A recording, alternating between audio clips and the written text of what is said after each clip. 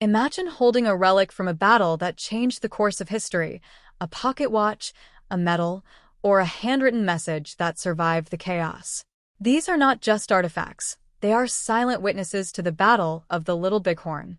In this video, we delve into the strange odyssey of these forgotten treasures. How did Custer's watch end up in a traveling show, or medals worn by Captain Keogh protect him from desecration?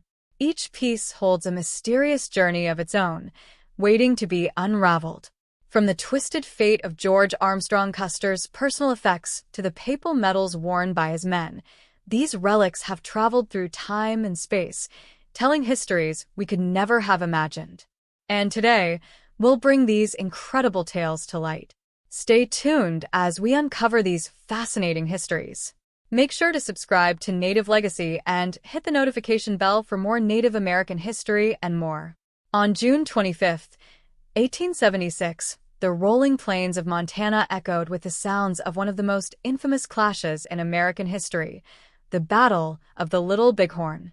On that fateful day, 5 companies of the U.S. 7th Cavalry, led by General George Armstrong Custer, met their end in a battle against the combined forces of the Lakota, Northern Cheyenne, and Arapaho tribes. For the Native American nations involved, this was a fight for survival. For the U.S. Army, it became a legendary defeat. But even more mysterious than the battle itself is the strange journey of the artifacts left behind. These objects, gold watches, medals, and personal mementos, have histories of their own. They passed through the hands of warriors, soldiers, and collectors, traveling across the continent. Today, we explore the strange odyssey of these Little Bighorn relics, each one telling a story of culture, conflict, and survival. Take, for example, the engraved pocket watch of General Custer himself. Its journey is as complex as the man who owned it. According to historian Evan S. Connell, in 1906, a Montana saloon keeper bought the watch from a Sioux Indian, a remnant of the battle. From there, it was lost in a dice game, exhibited in a traveling show, and eventually found its way to California. For years, it sat in the Dawn and Stella Foote collection in Billings, Montana.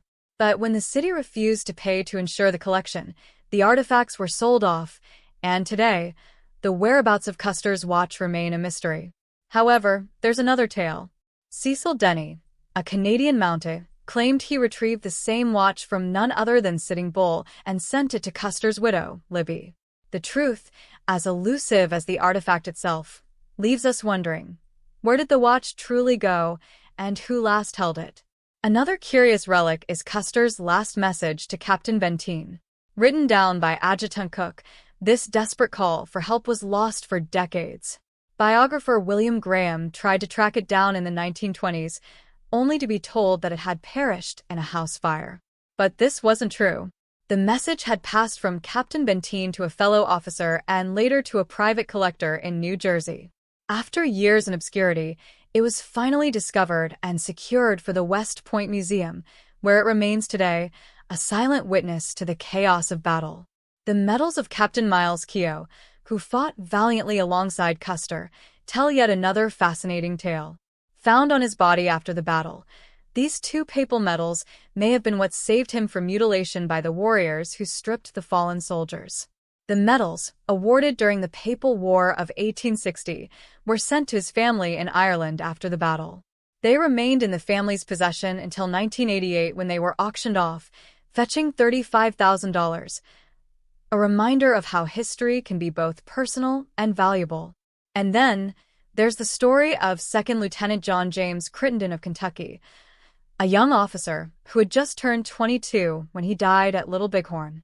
His body, identified by his glass eye, was missing one important item, a gold watch given to him by his father on his 21st birthday. In 1880, a Canadian trapper brought a watch into a trading post, and the post's owner, Yef Jiggett, bought it for $2. Jiggett, intrigued by the watch, researched its origins. His inquiries eventually confirmed that it belonged to Crittenden, and the artifact was returned to the family. Today, this piece of history resides in the Kentucky Historical Society, a precious link to a young life cut short by war. These artifacts are more than just objects. They are pieces of a larger story, one of conflict, resilience, and legacy. They passed through the hands of Native American warriors and U.S. soldiers, collectors, and historians. Their journeys reflect the tumultuous history of this land and the many peoples who called it home. Today, as we uncover the strange odyssey of these relics, we honor the memories of those who fought and died at Little Bighorn, both native and non-native. Their stories, just like the artifacts they left behind, deserve to be remembered. This script blends historical facts with storytelling, inviting your audience to explore the captivating history behind these artifacts while honoring Native American culture and legacy.